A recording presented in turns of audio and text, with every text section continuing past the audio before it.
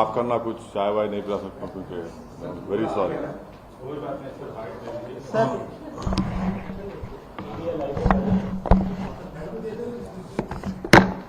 रात भर ने सोया में, समझे ना, परसों रात भी नहीं सोया में।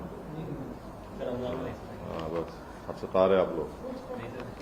चलिए सर, कल जो वाकया हुआ है सर इलाहाबाद प्रयागराज में, पुलिस सिक्योरिटी के बीच में पुलिस कस्टडी में दो एक्यूज थे, उनको पॉइंट ब्लैंक से शूट कर दिया गया, दोनों की डेथ हो गई है। काफी हाई प्रोफाइल मामला था। इस पूरे मामले को आप कैसे देखते हैं? देखिए, मैंने शुरू से आपसे कह रहा था कि उत्तर प्रदेश में बीजेपी की सरकार रूल ऑफ लॉ के तहत सरकार को नहीं चला रही है, बल्कि रूल बाय गन को चला रही है। और ये पिछले 2017 से, जब से बीजेपी की गवर्नमेंट बनी, ये सिलसिला चल रहा है। और हर बार जब कभी भी हम मीडिया से बात करते थे, बल्कि हम अपने भाषण में, अपने स्पीचेस में इस बात को दोहरा रहे थे। मगर अफसोस इस बात का है कि आप लोग सिर्फ ये समझ रहे थे कि हम रेटरिक के तौर पर उसका इस्तेमाल कर रहे हैं। हम आप लोगों को और देश के सामने आंकड़े रखे कि कैसे लोगों को गोली से निशाना बनाया जा रहा है, और जिससे भारत का संविधान में लोगों का यकीन कम होगा, जिससे हमारे कोर्ट्स में, जजेस में, पब्लिक प्रोसिक्यूटर को उनका काम करने की इजाज़त नहीं दी जा रही थी। तो ये हुआ, और हम इसका, मेरे पास अल्फाज नहीं है इसका कंडेम करने के लिए, इसकी मजम्मत करने के लिए। मगर एक बात यकीनी है कि ना सिर्फ भारत के मुसलमान, बल्कि पूरे भारत के वो सिटीजन्स जो रूल ऑफ लॉ पर यकीन करते हैं, जो कोर्ट्स पर यकीन करते हैं, जो संविधान पर यकीन करते हैं, वो आज अपने आप को कल की इस दरिंदगी और बेदर्दी के साथ जिन लोगों को मारा गया, जो जुडिशियल कस्टडी में थे, उन पर कन्विक्शन हो गया था, उनको अदालत से, वो जेल से लाया जा रहा था किसी और एक और केस में इंट्रोगेशन करने के बाद, तो उसको आप जुडिशियल कस्टडी भी बोलेंगे, पुलिस कस्टडी बोल सकते हैं। मगर ना सिर्फ मुसलमान, बल्कि हर वो भारत का नागरिक जो अपने आप को, अपने मुल्क पर फख्र करता है इसलिए कि यहां पर संविधान है, कोर्ट्स है, उसको इस बात का फख्र है कि पाकिस्तान से एक आतंकवादी आकर भारत के नागरिक को जान लिया था, तो हमने उस पर कोर्ट में केस चलाकर उसको सजा दी।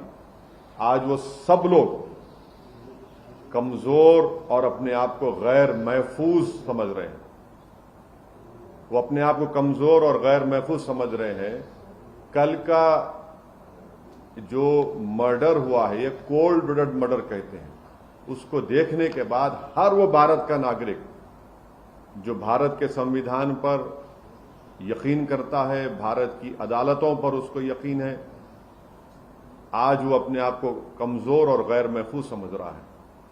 और ये इसलिए हुआ क्योंकि जो लोग सत्ता की कुर्सियों में बैठे हुए हैं, उनमें राय बराबर भी, जो अंग्रेजी का वर्ड है, ना कंपैशन है, ना उनमें ह्यूमैनिटी है, ना उनमें रहम है, ना उनमें इंसानियत है।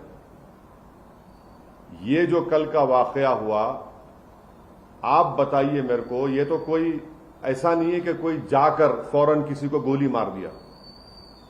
आप उनका वेपन चलाने का तरीका देखो, आप जिस तरीके से वो लोग आए, और उनका हाथ स्टिल है एकदम। मुझे भी वेपन चलाना आता है, मैं भी एक एक्सपर्ट के साथ ट्रेनिंग लिया हूं अपनी सेल्फ डिफेंस के लिए। और जिस तरीके से मार रहे वो लोग, उनका हाथ देखिए हिल नहीं रहा है, उनकी आंख उस पर है, उन लोगों पर है।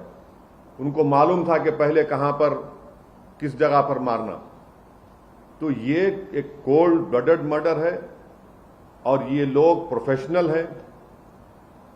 और कितना इसमें उत्तर प्रदेश की बीजेपी की सरकार का इसमें रोल है, कितना इसमें ये कौन लोग हैं जो जाकर पुलिस की मौजूदगी में और मीडिया की मौजूदगी में, बल्कि लाइव टेलीकास्ट भी हो रहा था, वो इस तरह का कोल्ड ब्लडेड मर्डर करते हैं। तो ये इसके लिए जरूरी है कि सुप्रीम कोर्ट मॉनिटर्ड इसमें इन्वेस्टिगेशन होनी चाहिए, कमेटी बननी चाहिए। मैं सुप्रीम कोर्ट से दरखास्त करता हूं, प्लीड करता हूं, क्योंकि 28 मार्च के दिन सुप्रीम कोर्ट ने एक फैसला दिया था कि कल जो लोग मारे गए उसमें से एक शख्स ने, जो एक मुसलमान एक्स एमपी है, वो कोर्ट को गए थे कि मेरी जान को खतरा है, सुप्रीम कोर्ट को। तो सुप्रीम कोर्ट ने यह कहा था कि जब आप जुडिशियल कस्टडी में है और आपको पुलिस कस्टडी में लेकर जा रहे तो स्टेट की जिम्मेदारी है। अब सुप्रीम कोर्ट इस मसले को सो मोटो ले और सुप्रीम कोर्ट एक कमेटी बनाए, सुप्रीम कोर्ट एक इन्वेस्टिगेशन टीम बनाए, टाइम बाउंड तरीके से उनको टाइम दिया जाए और उस इन्वेस्टिगेशन टीम में उत्तर प्रदेश का कोई भी ऑफिसर ना हो। एक टाइम बाउंड तरीके से वो इन्वेस्टिगेशन टीम बननी चाहिए जो सुप्रीम कोर्ट को रिपोर्ट करे और एक टाइम बाउंड मैनर में वो इन्वेस्टिगेशन मुकम्मल होना चाहिए। क्योंकि ये बात मैं कोई भी यकीन नहीं कर सकता कि ये लोग सिर्फ उठकर आए, कौन इनको बोला वहां पर, इनका बैकग्राउंड क्या है और कैसे वो लोग इस तरह घुस गए वहां पर और क्यों पुलिस ने उनको रोका नहीं।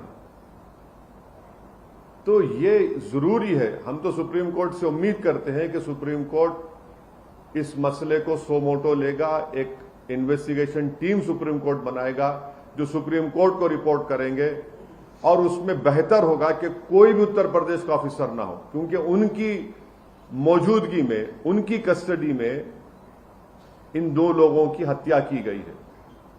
और एक बात आप समझिए कि मैं शुरू से कह रहा हूं कि जो रेडिकलाइजेशन हो रहा है मेजॉरिटी कम्युनिटी में, इस पर कोई यकीन नहीं कर रहा है। बराबर रेडिकलाइजेशन हो रहा है। अगर बीजेपी चुनाव पे चुनाव जीतते जा रही है और इस मसले को बीजेपी नहीं देख रही है तो बीजेपी देश की खिदमत नहीं कर रही है। ये कौन है? अगर ये जो कल जो लोग हत्या किए, अगर इनका ताल्लुक उत्तर प्रदेश सरकार से नहीं है, मैं सवाल उठा रहा हूं, मुझे नहीं मालूम है नहीं है, अगर नहीं है तो फिर ये रेडिकलाइज कैसे हुए और इतना वेपन उनके पास कहां से आया? ये कोई कट्टे नहीं थे, एक साथ मारे जा रहे हैं और कहीं पर भी वेपन ब्लॉक नहीं होता उनका हाथ देखिए आप। ये रेडिकलाइज एलिमेंट्स है। अगर ये उत्तर प्रदेश की सरकार से नहीं है तो ये रेडिकलाइज, हाईली रेडिकलाइज है और बीजेपी इसको ब्रश असाइड करती है। नहीं कुछ हो नहीं रहा है। अरे भाई कैसा नहीं हो रहा है? देखो ना ये लोग कौन है। गोली मारकर कौन सा रिलीजियस नारा क्यों लगाते आप? इनको आप आतंकवादी नहीं कहेंगे तो क्या कहेंगे? देशभक्त कहेंगे इनको आप? क्या इनको आप फूल का हार पहनाएंगे ले जाकर ये लोग? और जो लोग टीवी के स्टूडियोज में बैठकर जश्न मना रहे थे एनकाउंटर का, शर्म से डूब मरो तुम लोग वल्चर्स हो। अब खाओ उन लाशों को जो पड़ी हुई वहां पर। आप जश्न मना रहे थे ना एनकाउंटर का, अब देखिए क्या हो रहा है। ये क्यों आप भूल रहे हैं कि आज बीजेपी सत्ता में, कल कोई और होगा तो यही नंगा नाच चलेगा, यही इंसानियत के ऊपर ये बर्बादी होगी। जब क्या करेंगे आप लोग? जश्न मना रहे थे, मनाइए जश्न आज आप। हम यही कह रहे थे कि जश्न मनाओ जब जमहूरियत कामयाब होगी, जश्न मनाओ जब कोर्ट सजा देगा, जश्न मनाओ जब संविधान और मजबूत होगा, लोकतंत्र मजबूत होगा। मगर आप लोग जश्न मना रहे हैं कि हो गया एनकाउंटर। अब देखिए, पहले जब तक लाइव विजुअल्स नहीं आए थे, कई टीवी चैनल चला दिया, एनकाउंटर हो गया उन लोगों का। उसके बाद जैसे ही मीडिया के सामने पिक्चर्स आए कि मीडिया की मौजूदगी में एनकाउंटर हुआ, वो लोग, वो पूरे जो चील कौवे हैं, खामोश बैठ गए। उनको समझ में नहीं आया कि अब कैसा उसका दिफा करें, कैसा उसको जस्टिफाई करें।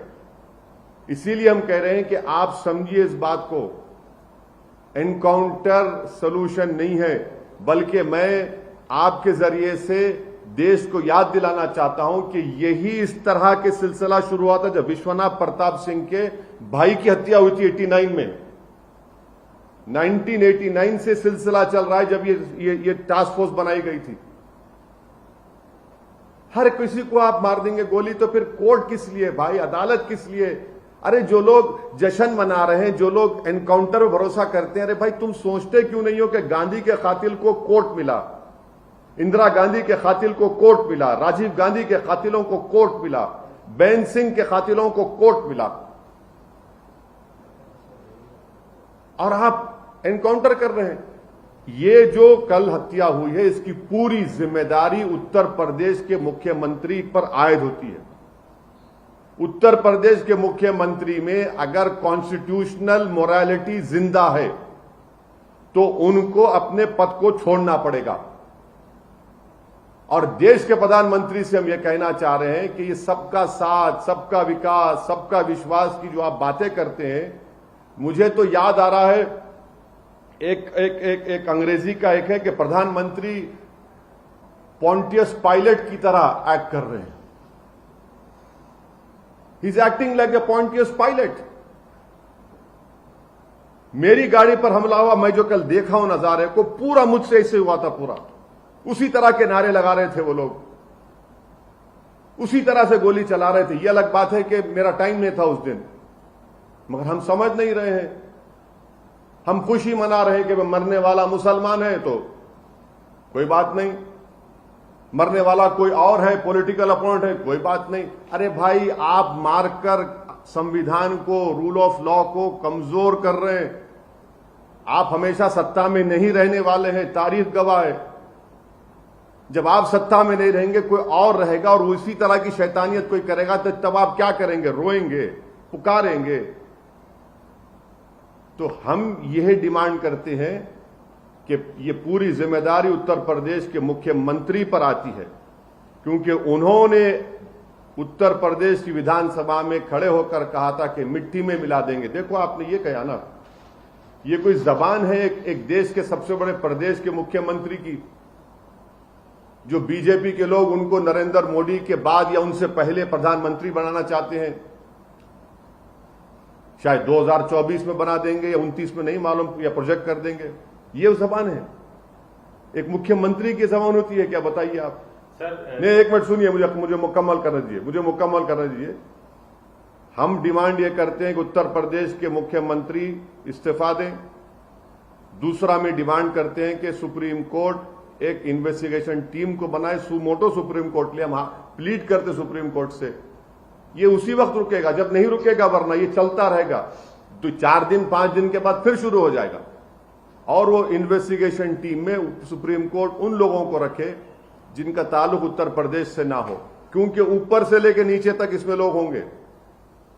कहां से इनको हथियार आया, किसने कहा उनको वहां पर जाओ, किसने उनको इस तरह की बातें कही, ये सब चीजें निकलनी चाहिए, टाइम बाउंड। और दूसरी चीज, संविधान में आर्टिकल 311 है और आर्टिकल 311 के तहत उन तमाम पुलिस ऑफिसर्स को निकालना चाहिए नौकरी से।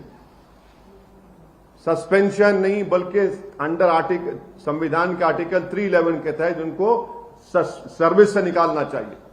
जब इन्वेस्टिगेशन टीम की रिपोर्ट आ जाएगी टाइम बाउंड मैनर में, सुप्रीम कोर्ट के पास ये एक्स मुस्लिम एक्स एमपी गए थे। सुप्रीम कोर्ट ने कहा कि स्टेट की जिम्मेदारी है, स्टेट में देखिए क्या क्या हो गया स्टेट के मौजूदगी में।